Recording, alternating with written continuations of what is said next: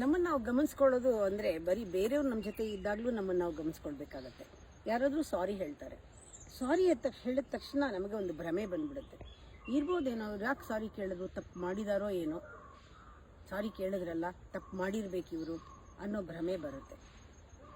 ನಾವು ಭ್ರಮೆ ಬಂದ ತಕ್ಷಣ ಅವ್ರು ಸಾರಿ ಹೇಳಿದ್ದಕ್ಕೆ ಗೌರವ ಮರ್ಯಾದೆ ಏನೂ ಕೊಡೋದಿಲ್ಲ. ನಾವು ಅವ್ರು ತಪ್ಪಿತ್ತು ಸಾರಿ ಕೇಳಿದ್ರು ಅಂತ. ಇಲ್ಲಿ ಸಾರಿ ಕೇಳಿದವ್ರ ಕರ್ಮ ಕಳೆದೋಯ್ತು, ಅವ್ರು ಬಿಡುಗಡೆ ಆಗಿಬಿಡ್ತಾರೆ. ತಪ್ಪು ಮಾಡಿದ್ರೋ ಬಿಟ್ಟರೋ ಸಾರಿ ಕೇಳಿದ್ರು ಬಿಡುಗಡೆ ಮಾಡ್ಕೊಂಡ್ಬಿಟ್ರು. ಆದರೆ ನಮಗೆ ಡಬಲ್ ಕರ್ಮ. ಯಾಕೆಂದರೆ ನಾವು ಒಪ್ತಾ ಇಲ್ಲ. ಸಾರಿ ಕೇಳಿದಾಗ ನಾವು ಒಪ್ತಾ ಇಲ್ಲ ಅದನ್ನು.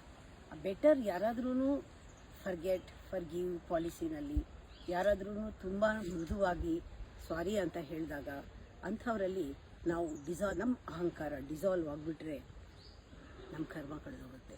ನಾವು ಅಂಥವ್ರ ಮೇಲೆ ಯಾವತ್ತೂ ಕೂಡ ಡಾಮಿನೇಟ್ ಮಾಡೋಕ್ಕೆ ಹೋಗಬಾರ್ದು, ಎಕ್ಸ್ಪ್ಲಾಯ್ಟ್ ಮಾಡಬಾರ್ದು. ನಮ್ಮ ಅಹಂಕಾರ ಅದು ಮಾಡೋ ಪ್ರಚೋದನೆ ಮಾಡುತ್ತೆ, ಆದರೆ ನಮ್ಮ ದೈವತ್ವ ಅದಲ್ಲ.